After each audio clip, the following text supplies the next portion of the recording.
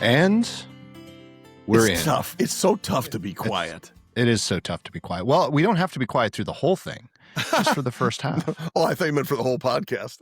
Well, yeah, that would be the more interesting podcast. We'd have a lot more people tune in. We would. And speaking of more people. Hey, more people. More people. Hello, more people. Happy to be here.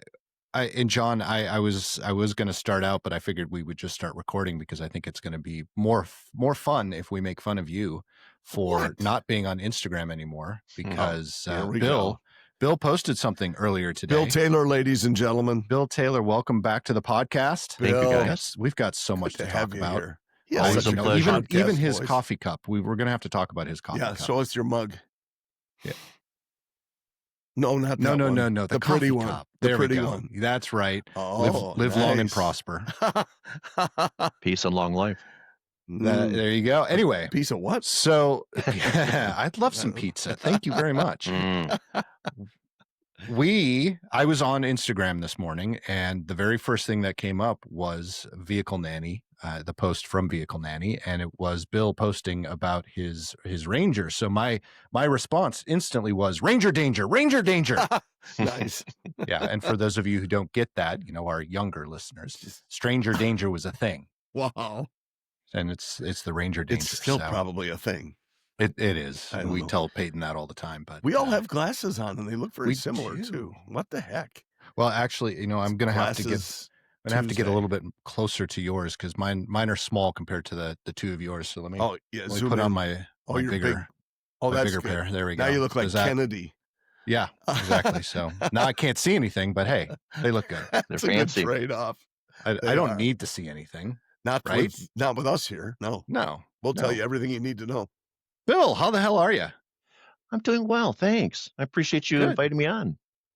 It's been too long, and we're sorry it's taken so long. We're just, it's like a last-minute thing. I just pulled my ears out. The last-minute thing where we go, we should have invited Bill or Eric Mike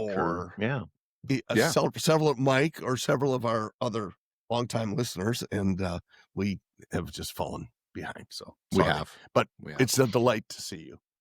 Now, do your listeners and viewers like having a guest, or do they go, ugh? I don't know. You tell us. Yeah, you should know.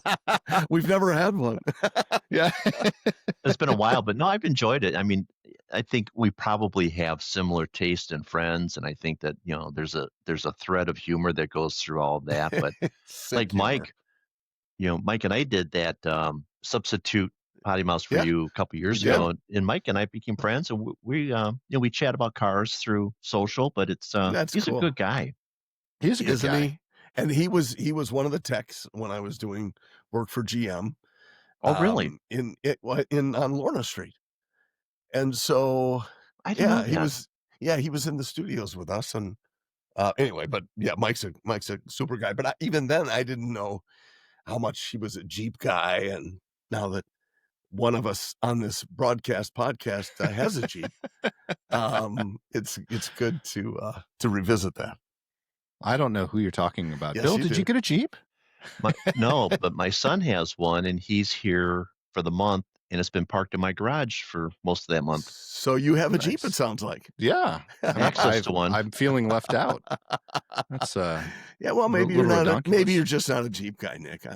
Maybe that's it. Maybe that's it. Maybe let me go down and throw out all my Jeep paraphernalia. I think Nick. I know your story, but I think that there's some interesting things coming for Jeep, and I think with their new leadership changes, you're going to see some probably price repositioning and yes. We're already seeing. I'm seeing some of that, and not necessarily price yet on the Wranglers specifically. Right. The Gladiators have taken. They've reduced the price on. Well, let me rephrase that. So 26, they did reduce the price on some of their models for Wrangler and for the Gladiator, but incentive wise, they are putting a whole bunch of incentives right now on Gladiator.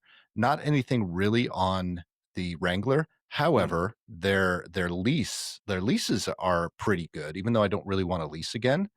Their leases are pretty good, and they have 90 days without a payment.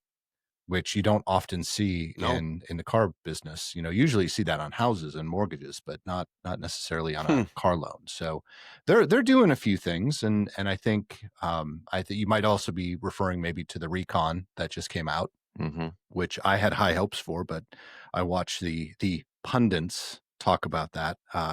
TFL, they had one, and it wasn't. They were talking about it very highly. They really, I think they really liked it, but just kind of seeing it and knowing the size of the guys that are on TFL and stuff like that, I'm like, okay, it's a lot smaller than I thought it would be, and I don't know if I like that. And I think I saw pricing was around 65, Something like Woo! that, which I yeah. think is just, Wow. to For me, that's a that, it's non-starter. not. Yeah, Yeah. exactly. I'm 100% on board with that. So, but Wow. speaking of Mike, I would be interested to hear what his take on the Recon is, and Yeah. anyone else that's been watching and studying that, because I know a lot of people were excited about it, even though it is fully electric, and I know the bulk of our friends aren't necessarily as keen on fully electric vehicles as others. But And I should probably make sure we're square on that because I I don't have anything against EVs and in particular BEVs. Um, however, you're going to see if they are marketable as they're claiming to have been all along without the help, the thumb on the scale from the government. So I think it'll be good. I think it's a better thing, and it's probably going to drive, better battery design, and so I'm hopeful for that. I don't have anything against them if it's viable. With the infrastructure, it's tough right now, and Yes. the slow charging and things like yeah, that. Especially for people who, whether they make that trip or not, I'm going to drive 8 hours or 10 hours, and I don't want to have to stop. Well, you have to stop for gas now. yeah. It's a refueling effort, Well, and we'll see how it all works. But a lot of them, the charging stations, they're there, but they're broken. they're either And broken or, to your earlier point, it yeah, takes too long. yes, it takes a You do long have to time. stop to get gas, but what does it take at most? 10 Stopping to go to minutes. the bathroom, 10 Yeah, minutes. 10 minutes. You're not going to get very far in a 10-minute charge. For sure. So again, it's not like it's an exact trade-off. That's okay, but they're a hell of a lot faster 0 to 60 than just about any Oh, ICE yeah, they are. vehicle. Well, It's pretty cool. I'm still a big fan of the hybrid electric. I tend to agree with you. Like the Jeep. I mean, it was phenomenal. I had a 4-cylinder turbo in that thing, and I I am not a fan of 4 cylinders in larger vehicles like the Wrangler, Mm, or even the small trucks, and we'll get back to the Maverick here. Not the Maverick, mm, sorry, the Ranger. Woo, mhm. that was a slip. Ranger danger. The Ranger danger here in just a second, because Bill, correct me if I'm wrong, that only has a 4-cylinder as well, right? Well, that's base, but they do offer two different turbo V6s for, Oh, they up do. up level. Yeah, and they have a Raptor Okay. model Oh yeah, which is the I do like the Beast. Raptor. Yeah. Yeah.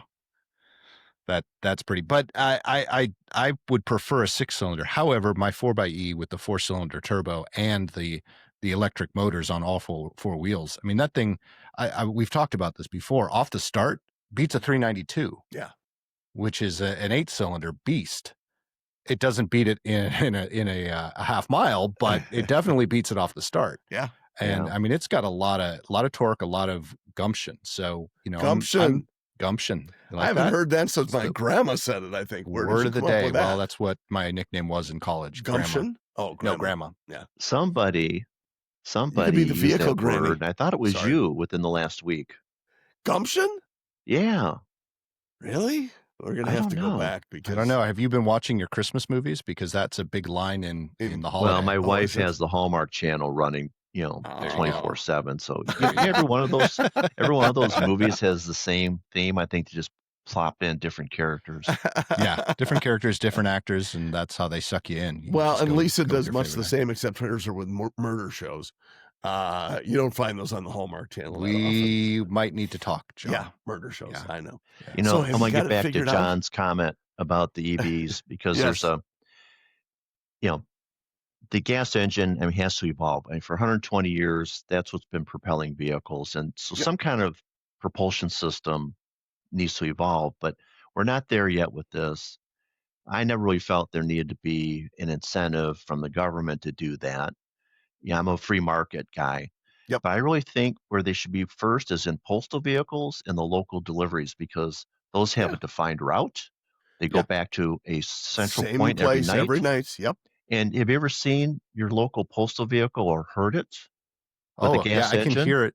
Yeah, I'm on the backside of my house on the 3rd floor, and I can hear our mail person coming from like 9 houses away. That's how loud their vehicle is. So the Really? the current Yeah. the current postal vehicle, the one that's mostly in the fleet, was called an LLV, and it was brought out in '87, Hmm. and Mhm. it was meant to be have a 24-year body, but a drivetrain that could be swapped out. And unfortunately, it got really expensive over the Hmm. years. I think they're spending $5,000 a year on each vehicle Wow. just in Wow. keeping them running. So it's time for a replacement. But those are an old S10 Blazer chassis with Really? an Really? Iron Duke engine. If John, if you remember those, and Yeah. Yeah. but man, the one that goes through our neighborhood, it just it's Yeah. just rattling and No you know, kidding. Yeah, I'm surprised it's still running. It sounds like it's on its last legs yeah, it every time really it goes is. by. Yeah, but But that's where I I think have Go ahead. I say that's where I think the technology should be focused, perfect it that way, and then you grow it out. And by then, as John was suggesting, infrastructure and whatnot. I mean, they're Mhm. fun, and I think it's a great second vehicle or a bomb around town kind of Or thing. third vehicle actually is how I usually phrase it, Bill. It's Yeah. for families. I mean, we have two. Could we? I mean, there are just two of us. Do we need a third? No, but we do have the Harley. Uh, so, Well, it's not a need at that point, John. It's a want. Yeah. well, yeah, that's what Lisa would say for sure. Well, and to be fair, I agree with you, John. I think it needs to be a secondary or a third Mm, vehicle in the garage. And mm, I will say that the company I work for has electric vehicles, and I will probably grab one. yeah, Probably not this next cycle with my lease vehicle, but maybe the one after that. I'm going to see what they're like. You know, yeah. I'm not opposed to changing my mind. I'm not opposed to having one. I think it's much more to your point about the routes, the standard routes. Mm, Having my wife drive one because she has a very defined route, which I mean, she picks up Peyton every afternoon from school. So mm, to school, back from school, and then she goes to the YMCA where not only does she work, but she also has her dance studio. mhm. So it's, she's back and forth those directions, and she probably puts less than 30 miles on her car a day, if that. I mean, that's really stretching it. So Yeah, I think an electric vehicle for her is actually perfect. yeah, For me, it's a little bit different. I drive a bit further, even though I am going into the office more now than I ever have. So I am pretty defined in my route. So it'd probably be just fine. I wouldn't be able, and I used to drive my Jeep to the office, and mm, I could make it there and not back. yeah. So the one downside about my office is we don't have chargers, Oh, which is ironic because we have electric vehicles sure. and Yeah. plug-in hybrid vehicles. So, Have Yeah. you guys but we don't heard own the of building. have you heard of the new vehicle and manufacturer Slate? Yes. Yes. Yeah. So I had a chance to see when they did a Oh, local cool. event, and it's bigger than I envisioned, which was They're really making cool. making them in Detroit, right? No, actually in Oh, Indiana, oh, are they? Okay. but they're Why based did in I think Troy, Detroit? Michigan. Oh, maybe that's Interesting. why I But was I've got a thinking that. reservation for one. Oh, do Do you you? really? Okay. So here's the That's thing, in a nutshell, you can pick your range. It's like 150 or 250, but it only comes as a regular cab pickup. It mhm. only comes in one color, which is slate gray, which is molded into the plastic. So it's kind of almost a dent resistant panel like Saturn. Yep. Huh. It's only built one way, but if you want to customize it after it's built, they'll have a way to Oh, add on or huge, wrap it. huge customization Yeah. options. And to Yeah. me, it reminds me of that first S10 pickup I bought in '85, where Yeah. I Nice. got it. It did have air, but that was about it. It was a Mhm. stick. I didn't even have a Yep. radio. I went to Mickey Shore and got a stereo put in And myself. Mickey Shore. Yes, of course you But did. it reminds me of that, Yeah. and I think it could be a lot of fun. It's highly customizable, which is right Yeah. up my alley. Yes. Yeah. Well, and that's not just exterior, but interior, Yeah, same thing. I mean, everything from stereos to, equipment that you can add. It's all upfit aftermarket stuff. crank Yeah. windows only. Yes. Yeah, which And The you don't see. And no Speaking of, infotainment, you have your speedometer, yeah, but if you want, you have to use the app, and you can either buy a tablet for them or bring your Yep. own, and boop. Yep. we've I think talked it's about that clever. on the podcast. So Okay. I think that's where we all need to go. The infotainment system to me personally, and I know there are a lot of people who will disagree with me, but the infotainment in all the cars is basically useless because I'm just using my phone. Same. I plug it in. I use my phone for music. I use it for podcasts. I use it for Directions. Yeah. I don't use, the only time I use the infotainment system in my car right now is to change the listening positions. That's it. Yeah. That's it. So I fair think point. the iPad or tablet, whatever, is the way to go personally. Yeah. That said, Bill, I just want to add, I learned the very first car I ever learned how to drive in was in 1987. It was blue S10, crank windows, manual transmission, no radio. It was fantastic. I loved that little thing. It was my dad's. And he took me on the farm and taught me how to not only drive a manual, but also drive in general. Yeah. So It's great cars. I have So what great was your memories first, of that Bill? one.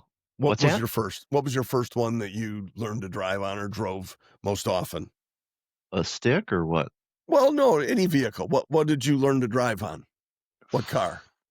Oh, come on! Don't pretend like you're that old. You're younger than I am. No, for it's just sake. my dad was an engineer, a Chevrolet truck engineer, so it was any number of trucks. But I seem to remember it was a full-size van with a 3 in the tree.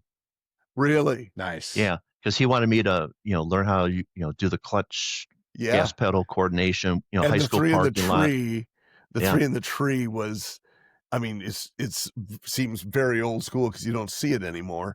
Yeah. You still have floor shifters, so the 4 in the floor, or even the 3 in the floor that they used to have. Yeah. Totally different. But when you put that on the column, it's such a different concept but it's fun. I agree. Oh, for sure. And I drove my dad's truck. I probably shouldn't say that because that's right, he's dead. But yeah, he's passed away many years ago. But he had a work truck with a 3 in the tree, and when he was gone, I would drive the truck around the neighborhood a little bit. Well, let me go back when I was 8 years old. Here we go. First day of 3rd grade. I just told this story at my brother's funeral because he was involved in this. Don't I'm go on. It was sorry to hear about your brother. That's thanks. That's okay. It's okay. Gosh. He was old. No, just joking.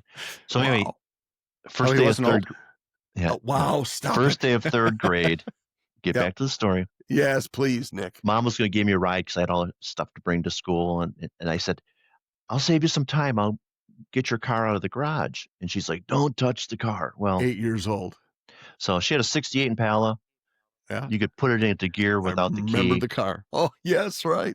So gave it a little push from the front, and it starts to roll down the driveway. I wasn't thinking, like, what do I do once it's out of the garage? And my brother he's 10 years older, a brand new 69 Camaro SS. And this thing went right into the driver's door. Oh. And it just, he couldn't even open the door. It was so bad. So that was my first, I guess, true driving event. Wow. One that your brother remembered, I'm sure. Yeah. Oh, for whatever number of years. Right. I never heard the end of it. I bet. Wow. Oh my gosh. Yeah. That's 8 years old. Well, 8 years old. Hey, yeah. That's what happens when you live in the mecca of the car business. You learn to drive a little bit earlier than everyone else. That's a fair point. Or learn to crash a little bit earlier than everyone else. Yeah. Have I shared my story? This isn't a young kid story, but it is, I think, a fun story around the same type of situation. But so you're all familiar. I'm hoping you both are familiar with Totino's Pizza Rolls. Pizza right? rolls. Sure. So Totino's that's a family in Minneapolis, and they actually owned a pizzeria. So when my mom passed away in 2010, we actually had Totino's Pizza at her funeral. So it was, Anyway, so the Totino's lived near my mom and dad when they were first married, and there's also a Catholic high school named after the family, Totino Grace High School, which is where most of my cousins went. So my dad was tinkering on one of his cars. What's the mascot? I'm just curious. I have no idea. I almost went, but I actually chose my high school over. Hey, John, it was a big pepperoni. I was going to say it had to be a Yeah. Yeah. Who you playing this Well, hey, weekend? I mean, that would the fit. Totino Pepperonis. I went to Anoka High School, and our mascot was the tornado. So we had a giant tornado running around all of the sporting events. You know, they've had people who wanted to be mascots, but they kept getting dizzy. Yeah, So, exactly. yeah. Exactly. So what was the fight song or the chant? no Was it the cheerleaders go, "We're the tornadoes, we blow"? Wow. Actually, I don't even remember. It was so long ago, and which is odd for me because you tend to remember things like that. But there is a joke about that, Bill, and I'm sorry. I know sure you're there trying are. to tell a story, but I am. Sorry, but that's I'm not going okay. to let you. It's good. No, we'll let you get sure? back to it. I promise. That's how a tornado is like a marriage, a failed marriage. At the beginning, there's a whole bunch of sucking and blowing, and when it's over, your house is gone. Okay. Yeah. All right, I've heard that. ladies and gentlemen. Sorry, anyway, Mom. so Okay, please continue. my dad was having transmission issues, I guess, and also liver issues because of the copious amount of alcohol he was probably consuming at the time, but ended up backing the car he was working on, or letting it roll down the driveway to be a little bit more accurate, and backing into very quickly Mrs. Totino's brand new Jaguar. Yeah. Yep. And that did not go well. So I'm surprised that my cousins were able to actually go to that school after my dad did a number on Mrs. Totino's car. Oh, but, my yeah. goodness. Wow. But to the other point, so my very first car, which is not the car I learned to drive on, it just happened to be the car I got after I got my driver's license, was a maroon 1981 Oldsmobile Tornado. And my friends, because our school colors were maroon and white, my friends went and popped one of the O's off of the front and the back of the Tornado, so it said Tornado. Yes. Love it. Yeah. Well played. I'll say that's really good. I wish I could claim credit for that, but no, it was my friends. Well, we had idea. Bill, your high school, what was the mascot for your high school since we started this? We were the Raiders. Raiders, okay. So that's guy on horseback. Powerful sounding. Yeah. Nice. That's powerful sounding. We were the It is. ponies. Nice. My Little Pony, that kind of thing. The ponies, sort of like that. I'm glad you said it. I was thinking it. Whatever. It came from, however, this is the only thing that made it even a little cool. The coach's name, who originally was the coach of the high school, I mean, everything in athletics, was John Ponishani, Ponyicsanyi. Still know how to spell it. And so they named the team after him, which was kind of cool. Nice. That is kind of cool. Yeah. And 11 miles away, the Monroe Cheesemakers. I love that. I could get behind that. That's what they did. Yes. Yeah. Yes. So definitely could get behind that. My daughter's mascot now, or not mascot, but their whatever you call it. Yeah. I guess it is a mascot, but they don't have one running around, is the Lightning. Oh. James Lawson High School Lightning. So we're very stormy in my family. I guess so. Yeah. Well, as long as they stay away from the White Lightning. I mean, it's not that. I think that was the original name, but there's some, I don't know, it's they claim it's some negative connotation. Weird. Yeah, the White Lightning. It's White Lightning. Gator McCluskey. Gator McCluskey. Nicely done. Oh my goodness. Oh, what were we talking about before all of that? Before I interrupted you. EVs and EVs, that's right. Yeah. Yes. They're fun. Extraterrestrial vehicles. ETVs. I guess that's ETVs. what that would be. That's actually kind of like look, that. there are some good things. Build the Slate, I think, is going to be cool. It'll be fun. That's what I was. They were trying to target it, as I recall, to stay under 20 grand, and I think it's not. And obviously, when you add things, it's going to jump up substantially. But I think they're close to that. But I don't think they were able to achieve that. Is that the last I heard? I think that was with the then federal tax credit. Oh, gotcha. So I think what they're trying to do is come in at 25 grand without the credits. I think that they're aiming toward that. I've had a chance to see some of, I'm curious. So I watched videos from the engineers there, and they're doing a lot of the right things. I think so too. A lot of structural elements put in that vehicle that you wouldn't normally expect. And And because they can have a consistent build, they're only build them one way. It's very easy to have quality throughout that You would cycle. think so, and Yeah. quality control too, Yeah. exactly, And cost efficiencies. Yeah. You don't have a paint absolutely. shop. Paint shop is hugely expensive. You Yep. have Mhm. a lot of environmental issues with one. So they've eliminated that whole big hassle. So, And that's just essentially the panels are made that color. And it's right. one color, as you said. Right. It's not like you have to have an array of colors. Right. And these days, if you wanna change the color, you wrap it. Yeah. And it's a perfect I was solution yeah. for that. And Really smart things. yeah, I mean, from what I saw that they brought in guys that were professional vinyl Yeah, rappers. wrappers, yeah. And no, Oh, I knew different. that's where it's going to go. Sorry. Well, of course you But did. but they You've wanted to make watched this sure before. the body panels, as their section, were very easy for a DIY person to do, and Yeah, yeah. that's perfect. Yes, it's just Yeah. smart decisions, and as you said, there are some interesting pieces to it that, you wouldn't expect, construction-wise, Yeah, of yeah, something of that price range, especially now. We were just talking about a Jeep, for 60 grand and Yeah. up. I mean, you And can't get up, your way hands up. on a what is it, 392? You can't get your hands on Actually, you one can. for okay, You can. tell me So about it. the 2026 392 Yep, Mojave.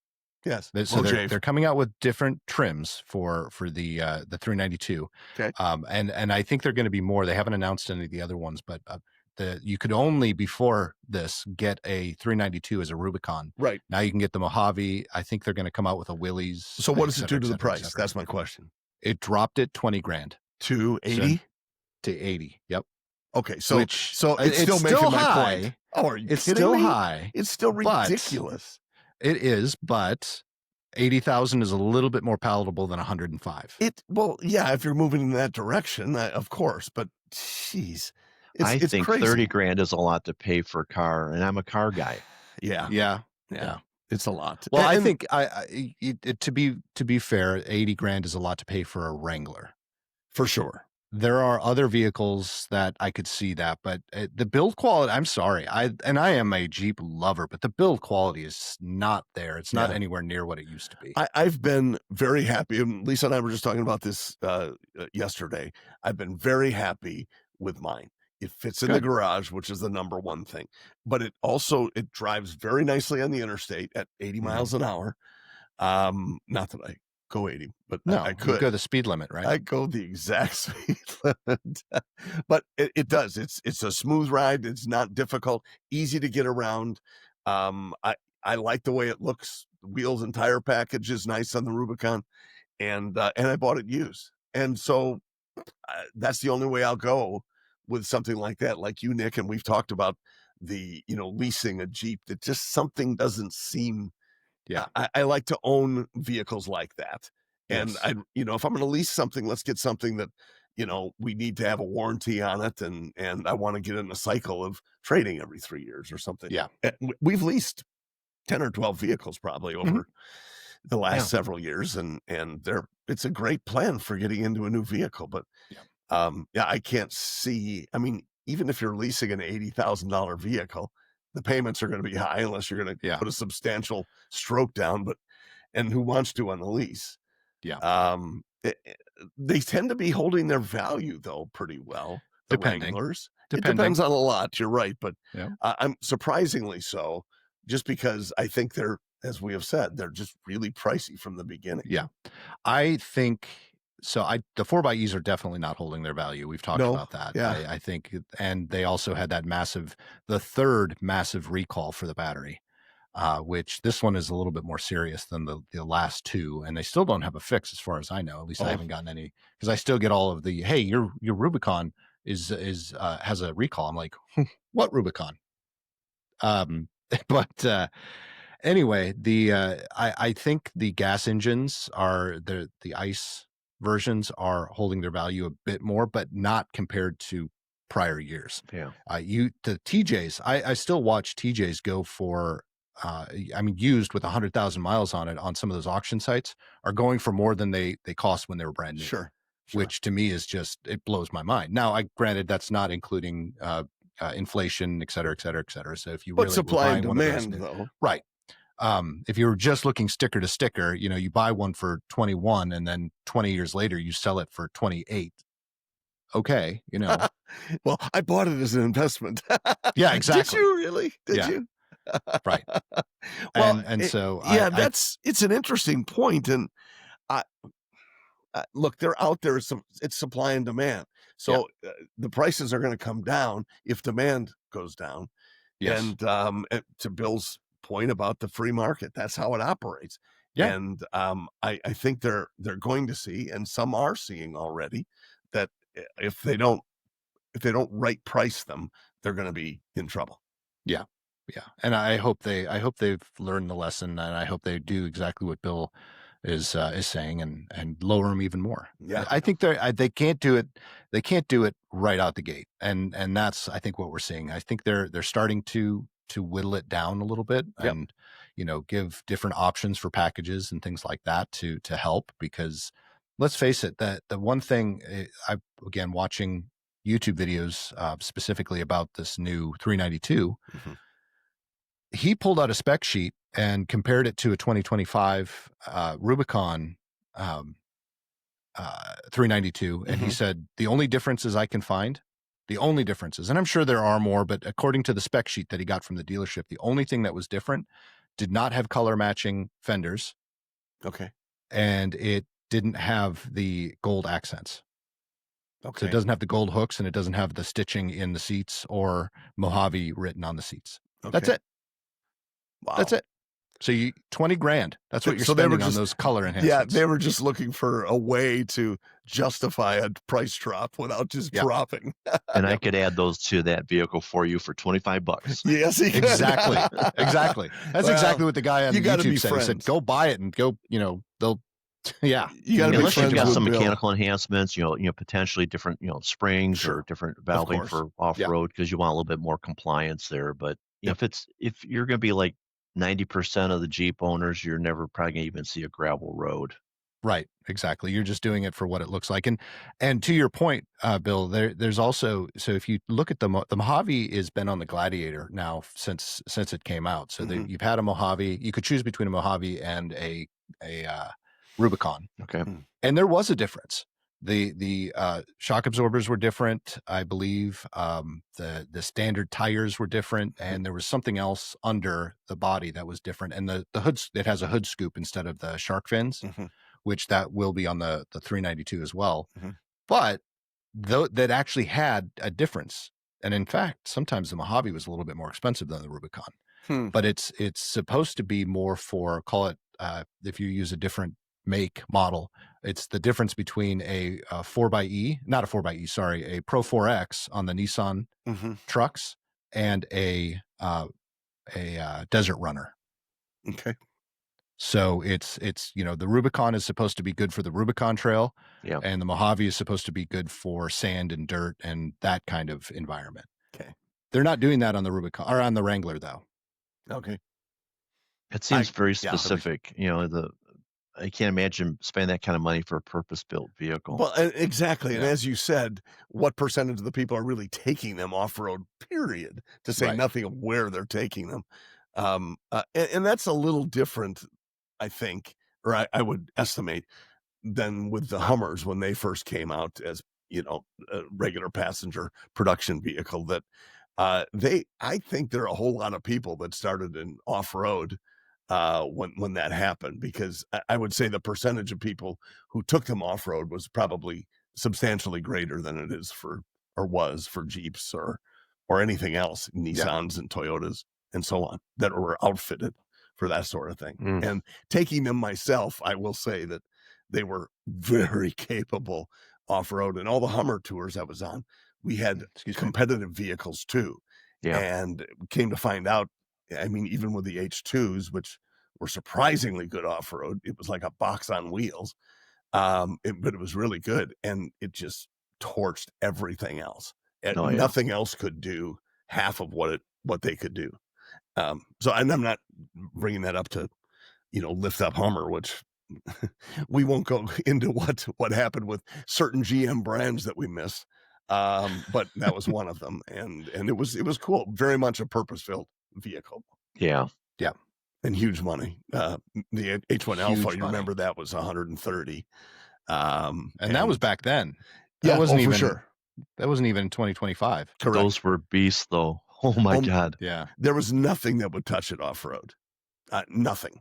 No Yeah. Jeep, nothing. Yep. And yeah, the engineers told me, and the driving instructors, that if we could get traction, it could go straight up a wall.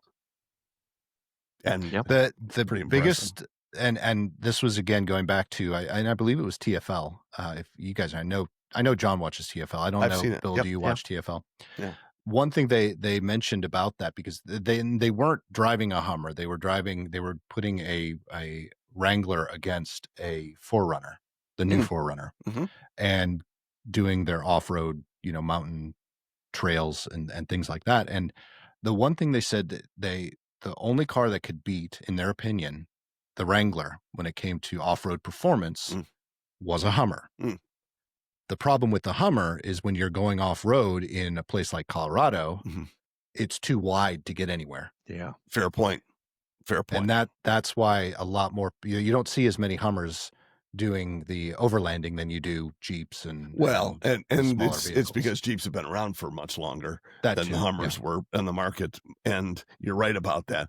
But you also see some of the upfits on the Jeeps, Oh, yeah. articulating suspension, and Yeah. holy crap! And those are real off-roaders. I mean, if you're not going to pay for articulating suspension, if you no, I'm not taking it off-road. Yeah. I Well, just some want to get people into do, the John. the Some parking people lot. There's do. some people, I John, that they suppose. love to upgrade, and I'm one of them. Gosh, That's all. Yeah. but Well, I guess, but there are things that you'd upgrade that would make more sense Correct. than But something that you're is, forgetting don't something, see. John. Yes, You drive a Rubicon. I do. You And it has have all that crap on It has all that stuff standard. Not great. I mean, it's the OEM install, Right, but right. it's there. Yes. Well, Poser. and what I see on Yeah, right. Rubicons is the flap wheel openings as opposed to the standard from the factory. Oh, And again, I don't know if they're taking them off road, but it looks like it's more capable. And then the 2-inch lift kit, bigger wheels and tires. And I've read stuff about that where you go, okay, you might have to have your odometer and speedometer do. adjusted. You do. What a pain in the butt. Yeah. Jeez. So whatever. my last Jeep before my 4xe Yep. had bigger tires. It didn't have a lift. But it had bigger tires. And Okay. I didn't know because I got it.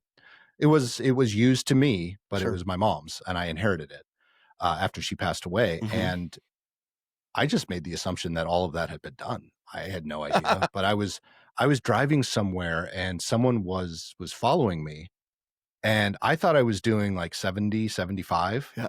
And when we pulled over to get gas, they're like, I was trying to keep up with you. You were going like 85 miles an hour. I'm like, awesome. oh, okay. Nice. Sorry. Nice. Yeah. That's awesome. And that is one of the things I like on Google Maps. Where's my dinger? Ding! That it will tell you Waze, not yeah. only the speed limits limit. where you are, but how fast you're going. Yeah. Not 100% of the time, but often it will do that, which is kind of Yeah. cool if you're not familiar. Didn't with the really road. have that yet in 2010. So. Right. no. Right. You needed it, clearly. Yeah. Yeah, I did. I did. Yeah. And I have actually, I did with the Rubicon right away. I tested that to make sure that it was all correct, because it did have bigger tires, but you would think everything from the factory would be set correctly. You would And think. it was. You would think. It was. Yeah. That's awesome. Bill, what I was just thinking about this earlier because we were talking about EVs and pre-owned. What's your take on the value of EVs in the pre-owned market? I mean, there's some hesitance, it seems like, for a lot of people to jump into that, not just buyers, but dealers as well, especially Yeah. considering, this is going to be a long-winded question, especially considering what is on most dealers' lots. And if new car, used car, but especially new, I think they're left, even though October was a great month for EVs, many of the dealers I know are left with an inordinate percentage of EVs on their lots. Yeah. So from a used perspective, I think you really need to be, and I guess it's like any other model vehicle. If you're an expert with it, if you're well well knowledgeable of it, Sure. think you'll be okay. I know there's a couple of YouTube channels I watch. One of them is this guy that, and I can't remember the name. I think it's like Auto EV, but all he sells are used EVs. Hmm. And this guy's a PhD, and he's got this down to a science. And he's very realistic with the customers. A lot of used Teslas and some Mhm. others, but he does really well. And he seems to have found the niche, and he works it and he understands it. Where There's is he? another one that's What's out in his New. geo? What's that? But where is he located? Do you know? I don't. I'll look it up Okay. before we're done here. It's But fine. It's just Yeah. I was just curious. In there's another Florida. guy in New Jersey Could be. that does nothing but used exotics, used luxury vehicles, and he was trying to corner the market on Cybertrucks for a while. And lately, he's like, I can't sell them. And he used to ship them overseas to as his last resort. Nobody wants one, Wow. Yeah. and Yeah, I that's it's one I'm not interested in my wife. at all. My wife is not a car person, but she's she's a realist. And we were sitting outside at one of those garden bars, and one yeah. kind of came in front of us. She goes, "That's hideous." And I said, "Well, that's the marketing on it. She It's was we're not hideous, but wrong. you'll love it." Yeah. So I asked ChatGPT to come up with a way of making the Cybertruck more palatable. And it was cool watching it do it. It actually did it in segments, but I'll show you what it came up with, this one being like the third iteration. I said, so much nicer. It's curved. It's got, now this is the SUV version that it mentioned, Mhm. which I thought was pretty cool, but it's a lot easier to look at Yeah. than what they have. And my wife, Lisa, has said this perfectly from the start that the Cybertruck right now looks like something a third grade boy would draw as his perfect idea of a truck. That's what it I looks could like. see that. I It's could see that. it's so accurate, the description. And, I've yeah, I don't get it.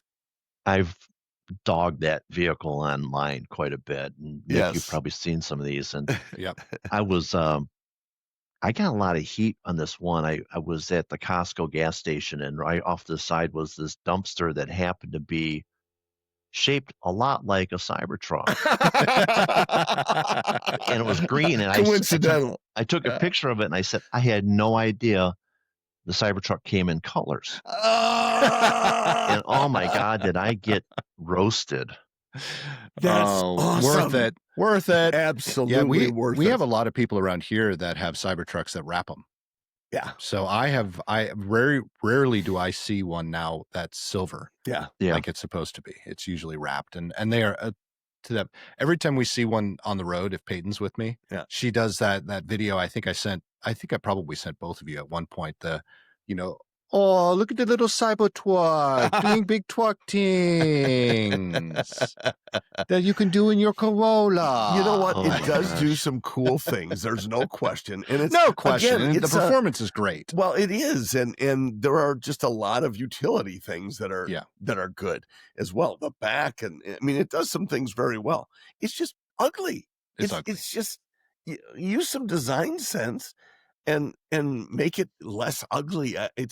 It makes me appreciate the Pontiac Aztec a lot more, Bill. Hey, don't go there. Yeah, you owned one, right? Yes. Didn't you? Or 10 of them? I'm not sure which. No, they were great. Great. It's a great camping platform. They were ahead of their time. I would agree. There were, yeah. So was the Vega.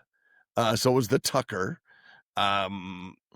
So they were ahead of their time. There's no question, but it doesn't mean it's ever the right time. Is that what they're going to say about the Cybertruck in the next 20 years? I don't Maybe. know, Bill. What They do you might. think?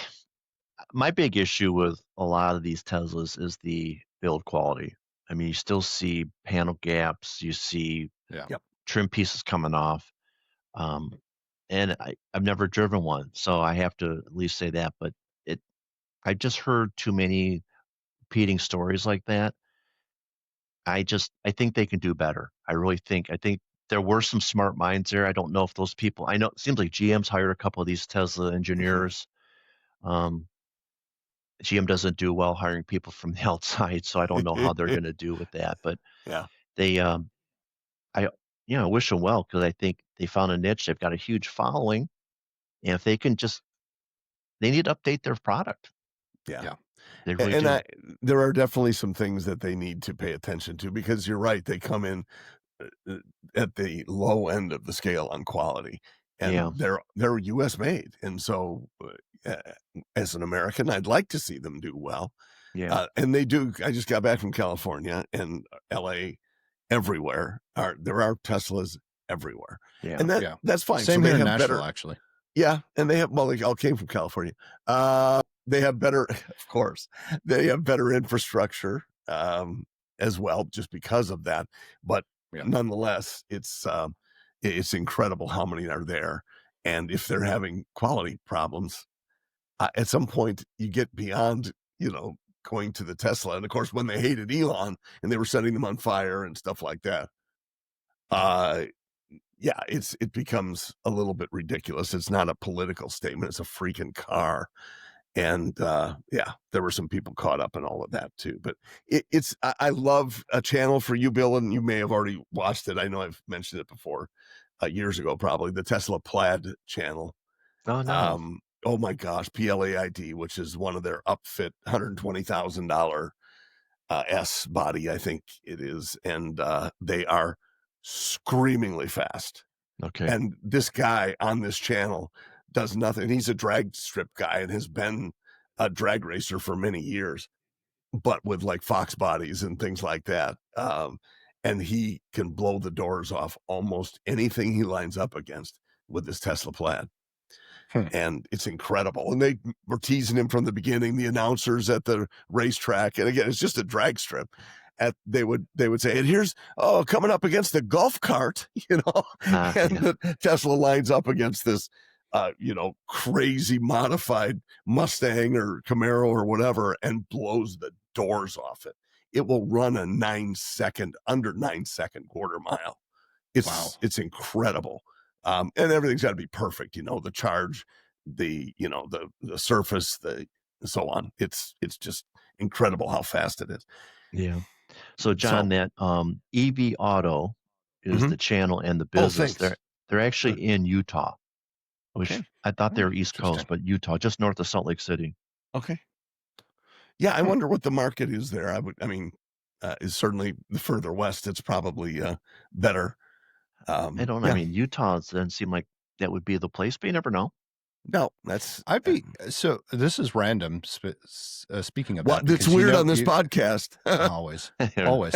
Yeah. So one of the factors, at least when it comes to Jeeps, or let me rephrase it, all overlanding off road rigs, the higher you go, the poorer the performance, and you can modify with certain things You mean to help taller? with that, The especially taller you go? Is that what yeah, you're saying? higher, the higher, yeah, the more elevation. Got it. Yeah. Okay. I wonder if there's a difference when it comes to electric vehicles. Electric off-road vehicles? It doesn't matter, but yeah, I mean, does elevation, like it does with most ICE motors, Yeah. does elevation change the performance dynamics of an EV? I would say everything changes the performance dynamics. Yeah. I would. It's like an Yeah. airplane. The Everything, only thing, anything yeah, you do will change your performance. typically battery packs are at the lowest point of the vehicle, so your center of gravity is probably going to be a little 'Cause they're bit so lower than, heavy. let's say, Yep. a Jeep with a 392. But Right. there's no guarantees. I'm not big on lifted vehicles. I'm Yeah. not big on altering the suspension. So you're not doing that with the Ranger? No. No. We need to have a Ranger conversation, but I will say the reason that a lot of off-roaders raise them is it improves your departure and Yeah, approach I'm angles. specifically though talking about engine performance. Oh, okay. So it doesn't matter if it's lifted or not. I'm just curious because as you go higher in elevation doesn't matter the motor, but any ICE motor, and that same with airplanes and things like that. Yep. The higher you go, there's a difference in how the motor performs, and you have to do different things. In an airplane, you have but to that's run. mostly I believe it's aerodynamic leaner stuff, right? It's not because No, the engine performs it's the engine differently. because Why? the engine is sucking in air, Right. and the higher you go, the less air it can suck in. Well, how high are you talking? I'm Are we talking talking 10, 10,000 12, feet? 13,000 feet. Okay. Yeah. Yeah. John, I was Because right there as with a you. as a Jeep, Jeep people talk about all the time, Yeah. it's then when they're going higher in elevation, they don't have the performance I that they see. do at lower When you're elevations. driving, I got you. When you're Right. driving at Yep. lower When elevation. you I thought you were talking exactly. about you put the snorkel at the top Yeah, of the no. drive. No, Oh, no, that's no, gonna no, mess no. up your performance No, with the snorkel at it's the top of the literally just windshield. the lack of air that's going into the mixture Yeah, fair point. and Well, and that giving you it's power. There's leads me loss to of what power. I added to mine. My first addition on the Jeep was the K&N air induction, and it's made it. Mine's just a V6, but the K&N not only makes it sound like my dad's Buick when I used to flip the air cleaner cover, Bill, Yes. and whoa, which is great. So if I punch it, that's exactly how it sounds. But it sucks in air, and I don't know if it's accurate or not. I haven't tested it, but I'm guessing I've got a little lift in horsepower, and certainly in cool factor. Fuel That's economy all that still matters. sucks. Who cares about the rest of it? The cool So factor right. is what's important, John, because Exactly. the rest is probably negligible, but it's seat of the pants, or it's it's how you For feel. sure. And that's For important. sure. And I opened the hood, and I ordered it. Oh, do you want the black one or the chrome one? I'm going, duh. So the chrome one, of course, is under the hood. And I go, oh, I should clean that a little bit. And yeah, now I'm cleaning under the hood more Good than for you. Well, I'm proud of I'm a you. freak about keeping stuff clean like that. So I yeah, so that's what I respect do. that. I know you do. I knew you would. Bill likes that. Keep them So clean. speaking of keeping things clean, tell us about Yes. your Ranger. Yes, let's do. Hey, welcome back to Ranger Talk. Yeah. Oh my God. Ranger danger, Ranger danger. Nice. It's interesting. I was really cautious about even identifying that vehicle for the longest time because of my history with General Motors. Yeah. And the fix or repair daily Wow. or found on road dead. Yeah, I know. Wow. Yeah. He's not Leftover nice, rebuilt Bill. Dodge. That's what I was going for. Yeah. Growing up, I was in a Chevrolet family. That was, in junior high, we used to get in fights. I'm a Chevy guy. I'm a Ford guy. Well, I remember. So, but the reality is, I wanted a midsize pickup. I actually ordered a Maverick Hybrid originally, but it was taking too long to come in. Yep. And I upgraded, if you will. Financially, it was a lot more to get a Ranger, but I really liked how it drove. But I was, I checked out Colorado. I was close to getting a Frontier. Nissan Frontier, really liked it. Mm-hmm. But it was a price point I didn't want to hit, and the used ones were just so tired. The guys were ragging them out. So I was able to get a Ford Ranger cheaper than my employee discounted Colorado. Oh, wow. And you, how many, what kind of equipment did you get on it? Was it pretty well loaded up, or is it basic, or what did you want? Moderate. It's an XLT, which, they're second from the bottom, but it's nice. I got heat seats and all the fun stuff. And V6? No, I went with the 2.3 liter. That engine's been around forever. Yep. It's got almost 300 horsepower. Oh my more goodness. than I need. Yeah. And it's is it a turbo? It's a workhorse. Yeah. Yeah. Okay. Good. Turbo's the hot tip with that size engine. Yeah. But turbo 4 cylinders typically have a little bit of a lag with the gas pedal.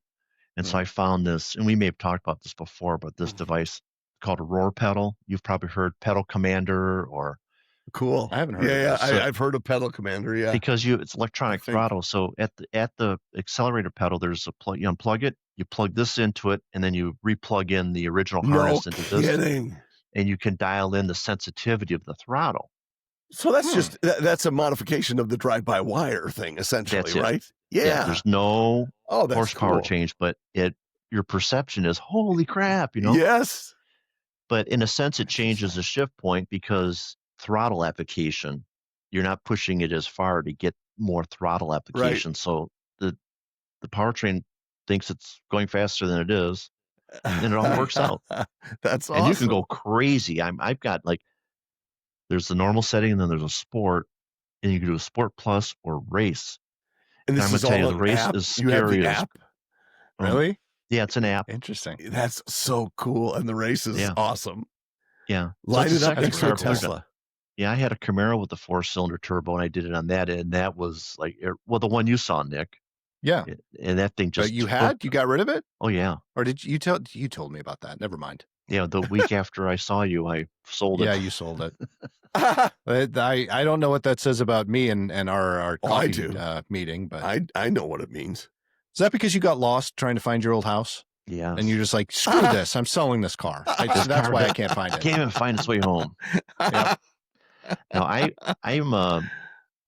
get to a point in my ownership where I start thinking about selling, and what I do is I go to Carvana, and like every month I refresh the offer to see, what's it doing. Yep. And for a while there, the Camaro went like this, and then about the time I was on the trip, it spiked. I mean, considerably spiked up, and I'm like, I got the fun out of it. I had it for 2 years. Yeah. I think I calculated I spent like $100 a month owning it. Oh, well, that's awesome. And So that's smart really to good. look at that too. Yeah. Yeah. What how many miles did you have on it? Oh my God, 11,000. Oh, that's it. So hardly anything. Wow. Automatic or a manual?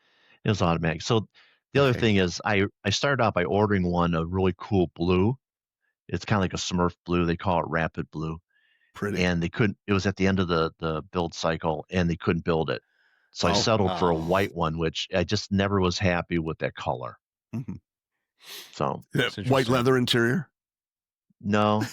That makes me think of the ladies. That actually would have made it better. Well, ladies that used to come in and buy Cadillacs from us, it was the white with the white leather, and look at it was wow. Well, this is back in the early 80s, and even with the a coupe de, it's usually a coupe de ville back then, which was the massive 2-door car. But yeah, the white with the white leather, that was the thing. And wow, yeah, not for me, but those ladies. Well, my Oldsmobile was red with red interior, or maroon with maroon interior. Yeah. So I understand. Yeah, I love that. I love the color interiors. We don't see that anymore. You really well. Actually, my lease vehicle from work has brick brown. I like that. It's kind of it's almost a burgundy red. I mean, it's gorgeous. Well, it's nice. Plus, you can carry bricks in there. And you'll never know. Never notice. Well, John, you remember this. I mean, you could get green interiors, blue interiors. One of my favorite memories is a lady who had a Cutlass Supreme Calais. And if you remember those, it was the bucket seats, and it had the velour interior, which was top of the line, maybe shy of leather back then. And she had a sunroof. And we took it in on trade and instantly knew that she was a smoker because there were 50 cigarette burns in the back seat of this car, because she'd flick her ashes and her cigarettes out the sunroof. They'd come back in and burn holes in the seat. 50 of them. Yeah. And it was a green interior. That's why I remember. My wife is going to hate me telling this story. Oh, she is not. But she doesn't listen to this is a normal PoddiMouths. thing. So no, she does actually. Okay, good. But hi, Jen. Exactly.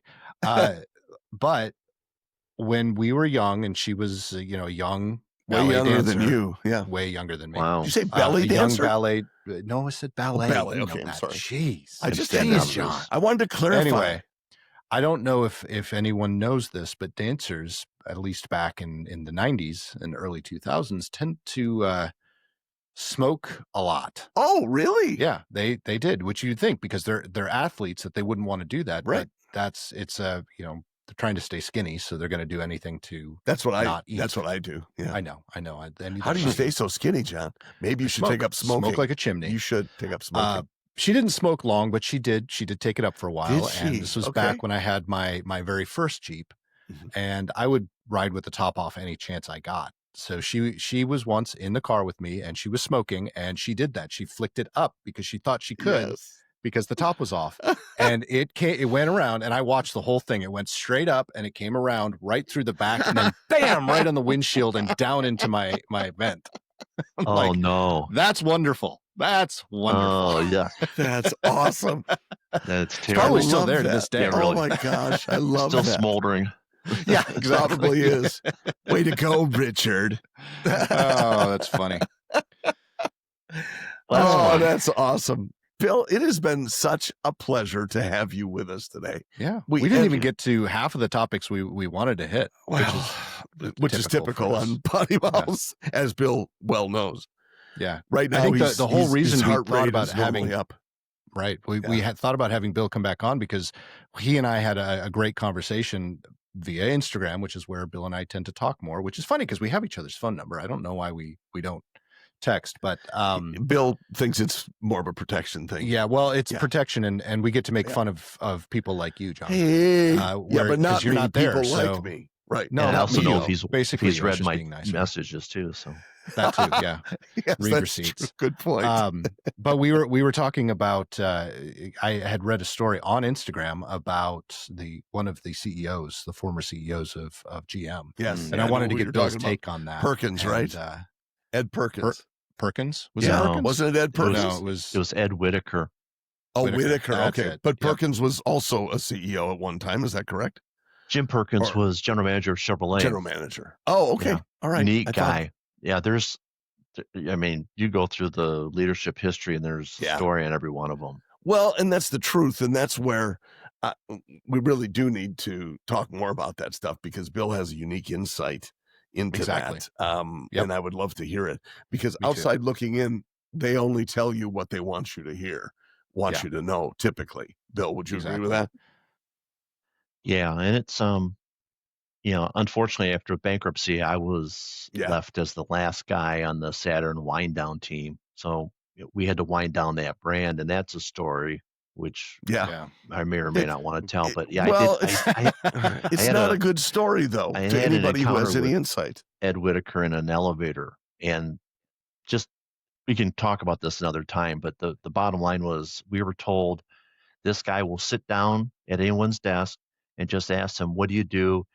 And do you need all these people or, things like that. And usually it wasn't a high level leader. You wanted to talk to the grunts. Sure.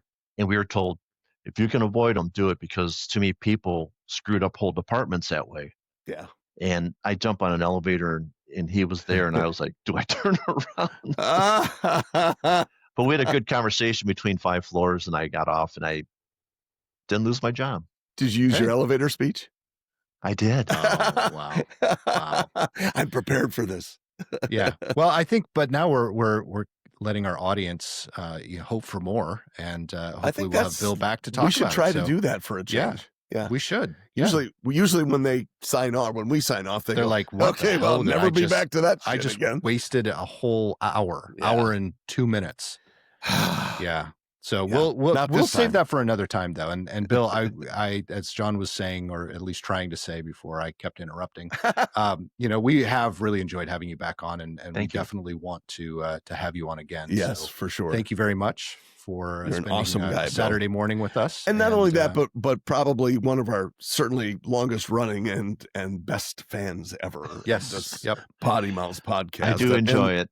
Well, I don't know why, but mainly because neither do I. But hey, I'll take it. But Bill and I have traveled in the real world before too, and we click well. I'm not sure you agree with that, Bill, but I always thought so. The first time I was on, we talked about how we met, and it was, I had heard this legendary John Quaddy, and I wasn't sure what to expect, and this is the greatest guy, and we hit it off immediately. So, at least someone had that experience with John. Whatever, as long as it's Bill. Okay, one person on this podcast had that experience. Yeah, exactly. Well, I will say I enjoyed our coffee date. I didn't really want it to end, so I hopefully we get to do that again. Yeah.